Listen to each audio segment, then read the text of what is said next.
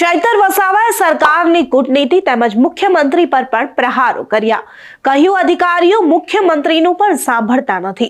મુખ્યમંત્રીએ જે વચનો આપ્યા હતા તે હજુ સુધી પૂરા નથી થયા અને ત્યાં આદિવાસી વિસ્તારોમાં રોડ રસ્તાઓનું કામ પૂરું નથી થયું.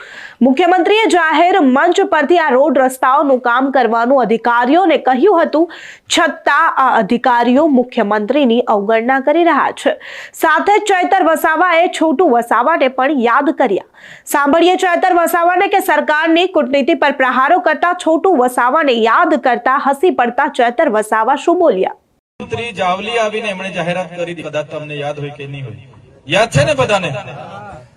મુખ્યમંત્રી એટલે ગુજરાતના રાજા ભૂપેન્દ્રભાઈ પટેલ આપણા વિસ્તારમાં આવીને એમણે જાહેરાત કરી જાહેર કાર્યક્રમમાં, જાહેર મંચ પરથી, કે તમારા આ જાવલી સેલાંબાથી જાવલીનો રોડ હું મંજૂર કરું છું. એ રોડનું કામ હમણાં થઈ જશે. પણ આ અધિકારીઓનું રાજ તમે જોઈ લો કેટલા હદે છે. એક મુખ્યમંત્રીનું કહેલું પણ નથી માનતા એ લોકો. આજે રોડ બન્યો છે ભાઈ, મુખ્યમંત્રી કહી ગયા રોડ બન્યો, 2 વર્ષ થયા, બની ગયો. એના બાદ તો મેં પોતે 2 વાર લેટરો લખ્યા, જિલ્લા સંકલનમાં અમે બધાએ પ્રશ્નો ઉઠાવ્યો. મેં પોતે એકવાર મુખ્યમંત્રીને જઈને મળી આવ્યો કે રસ્તો બહુ ખરાબ છે, અનેક વાર લોકોના પ્રશ્નો આવે છે, રોડ મહારાષ્ટ્રને જોડતો રોડ છે.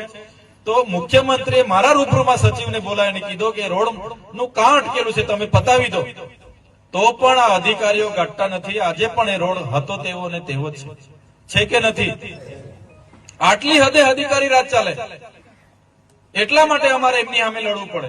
હવે મુખ્યમંત્રી અહીંયા જાહેરમાં મંજૂરી આપીને જતા હોય તો રોડ તો બની જ જવો જોઈએ ને, કેમ બનતો નથી? તો આ અધિકારી રાજનો એક નમૂનો છે. કોઈનું કાઢતા નથી.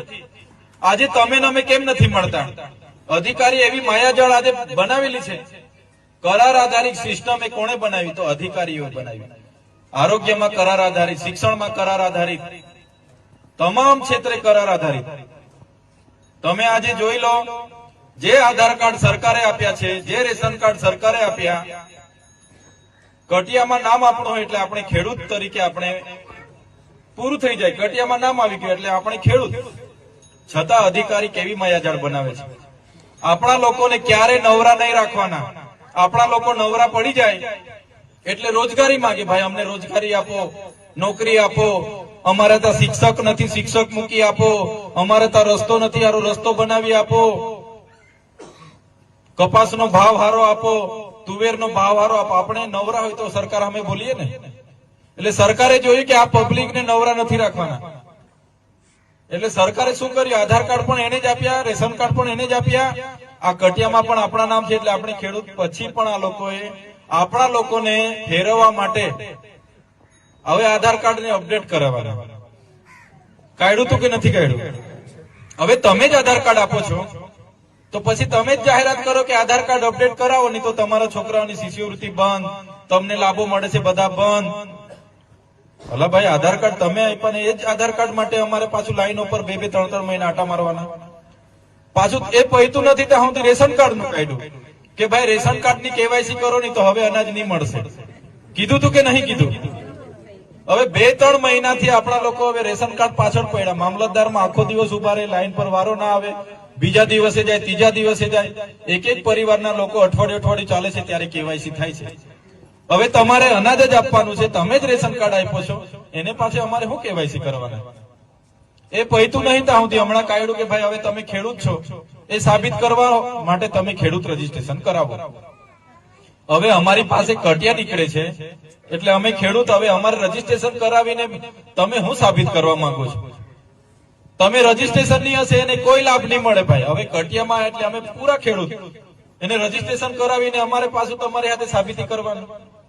તો આજે આપણું છોકરાઓનું કે આપણું બધાનું અડધું જીવન આ બધા કાગળિયા ભેગા કરવામાં થઈ જાય છે. થઈ જાય છે કે નથી થઈ જતું? થાય છે કે નથી થતું? જન્મ લીધો એટલે દેશના નાગરિક તરીકે સાબિતી કરવા માટે તમે કોલવાણ, સાગબારાના, નર્મદા જિલ્લાના ભારત દેશના નાગરિક તરીકે તમારે સાબિત કરવા માટે કેટલા પુરાવા આપવા પડે છે? થોડા પુરાવાનું હું હમણાં કેમ તમને. જન્મનો દાખલો લાવો, કે છે કે નથી કેતા? આધાર કાર્ડ લાવો, રેશન કાર્ડ લાવો, આવકનો દાખલો લાવો, જાતિનો દાખલો લાવો, પંચાયતમાં લેણું બાકી છે કે નહીં એનો દાખલો લાવો, પોલીસ સ્ટેશનનો એનઓસી નો દાખલો લાવો, આકારણી પત્રક લાવો, ઘરવેરાની પત્રક લાવો, લાઇટ બિલ લાવો, પાન કાર્ડ લાવો, જીએસટી ભરો છો કે નહીં લાવો, પાસપોર્ટ લાવો. કેટલા જાતના દાખલા આપણે આપવાના, કેટલા જાતના કાર્ડ આપવાના. આખા કાર્ડ ભેગા કરી કરીને તો આપણી આખી જિંદગી કાર્ડમાં જતી રહી છે. સાચી વાત છે કે ખોટી વાત છે? હમણાં તો કેટલાક લોકો કહે કે ભાઈ અમારી પાર્ટીનું તમારા પર કાર્ડ હોય તો લાવો, બાકી લાભ નહીં મળે. કે છે કે નથી કેતા? તો અમારા છોટુ દાદા કહેતા હતા આટલા બધા કાર્ડ અમારે ભેગા કરવાના, એના કરતા મારા માથા પર કેટલું બજેટ આવે એવું બજેટ કાર્ડ બનાવી આપો તો ખબર પડે ને આપણને કે ભાઈ આપણા માથા દીઠ કેટલું બજેટ આવે છે.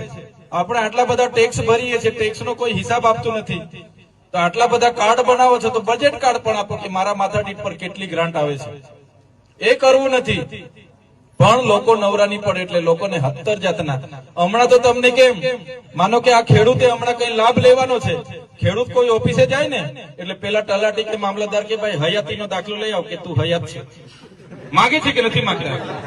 અરે ભાઈ પોતે આવ્યો છે લાભ લેવા માટે તો બી કહે છે કે ભાઈ તું તલાટી પરથી હયાતીનો દાખલો લખી આવ કે તું હયાત છે.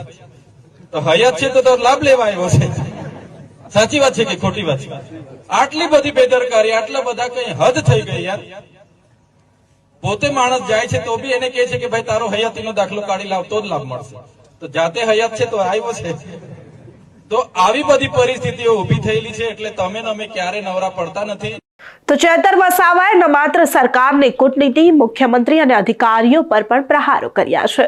ત્યારે ચેતર વસાવાના આ નિવેદન વિશે તમારું શું માનવું છે? ચેતર વસાવાએ જે કહ્યું કે મુખ્યમંત્રી તો રાજા કહેવાય છતાં રાજાની અવગણના અધિકારીઓ કરે છે, ત્યારે ચેતર વસાવાના આ નિવેદનથી તમારું શું માનવું છે અમને કમેન્ટ કરી ચોક્કસથી જણાવજો. તમે ચેતર વસાવાની આ વાતથી કેટલા સહમત છો? તથા અમારી ચેનલ નિર્ભય ન્યૂઝને લાઇક, શેર અને સબસ્ક્રાઇબ કરવાનું ભૂલશો નહીં. આભાર.